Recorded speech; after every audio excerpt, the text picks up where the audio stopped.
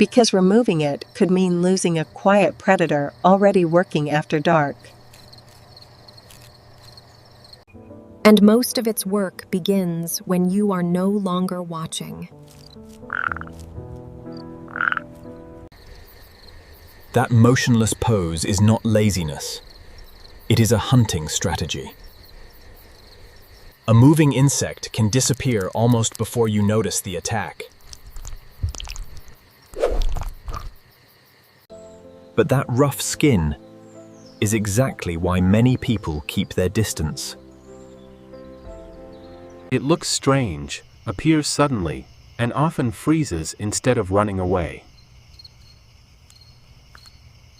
Even its defensive behavior can make a harmless encounter look more threatening. And behind those eyes are glands that give predators a very good reason to hesitate.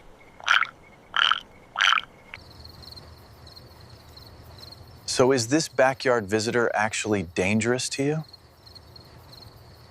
For most native yard toads, the answer is far less frightening than their appearance. First, those bumps cannot give you warts. Human warts are caused by viruses, not by touching a toad's bumpy skin. And a toad does not normally chase people or look for a fight. Its preferred response to a giant human is usually hiding. Many common toads spend the day sheltered and become active around dusk.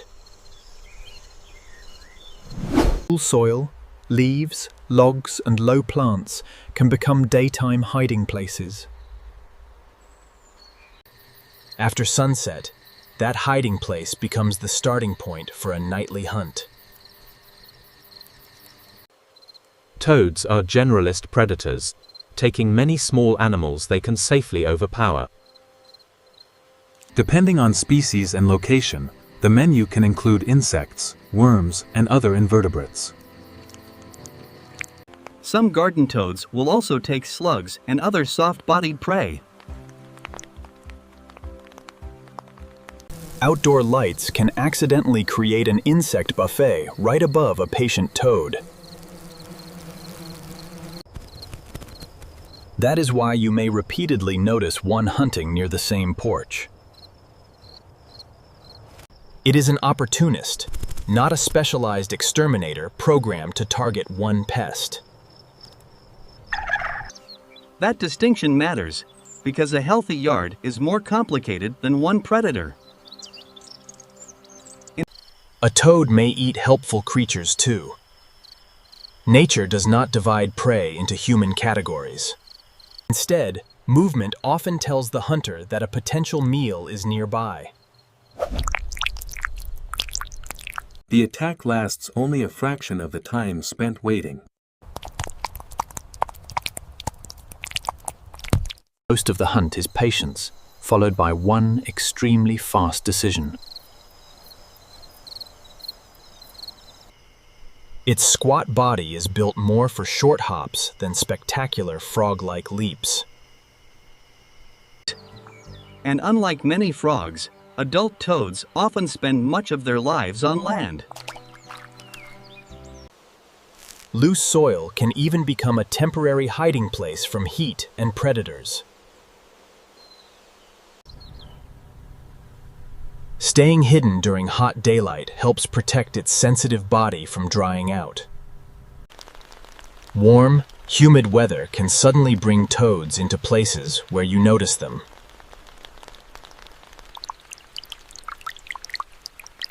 Now we reach the part of the story that should not be ignored.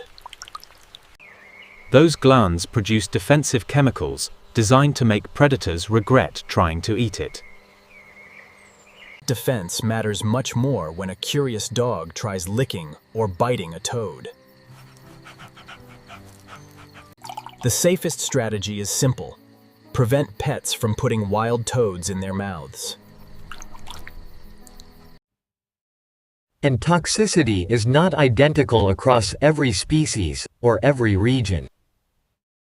And cane toads can pose a far more serious poisoning risk to pets.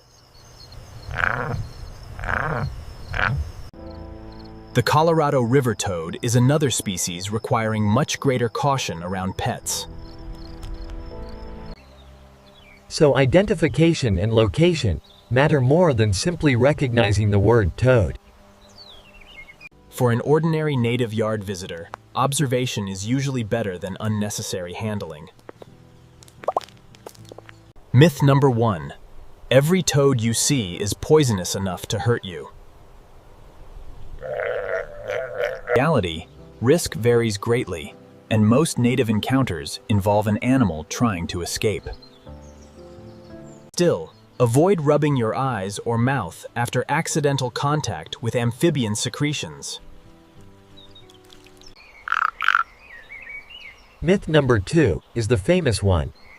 Touching a toad gives you warts. In reality, the bumps are normal anatomy.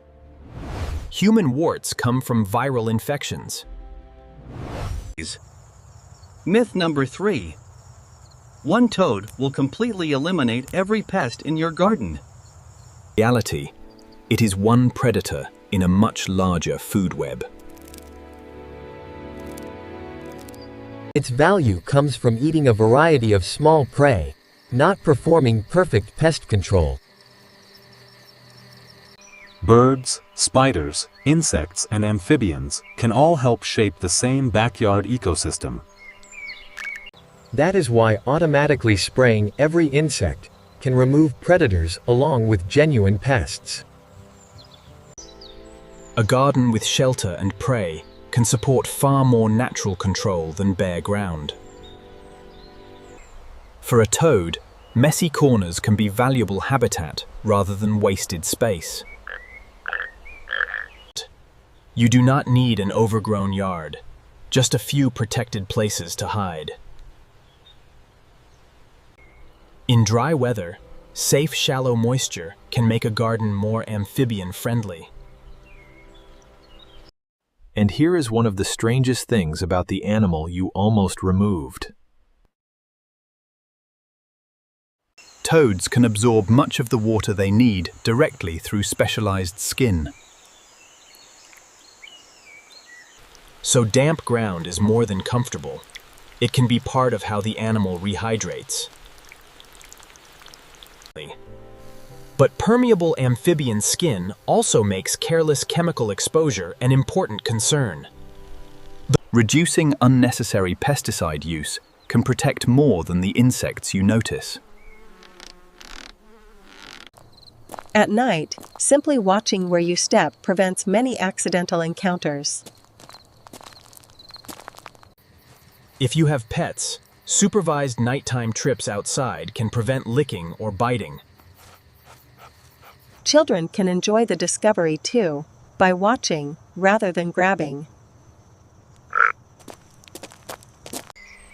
A simple shaded shelter can offer exactly the kind of refuge a toad seeks. Rocks, leaves, and dense plants can provide similar cover without trapping the animal. In cold climates, some toads spend winter sheltered beneath soil or natural debris. Then spring reveals another side of an animal that normally lives on land. Male toads gather near water and produce long calls to attract females. That mysterious spring chorus may be coming from animals you rarely see during daylight. Depending on species, females may deposit thousands of eggs in long, gelatinous strings. Those eggs hatch into aquatic tadpoles that look nothing like the adult in your garden. Over time, legs appear, the tail shrinks, and an entirely different body takes shape.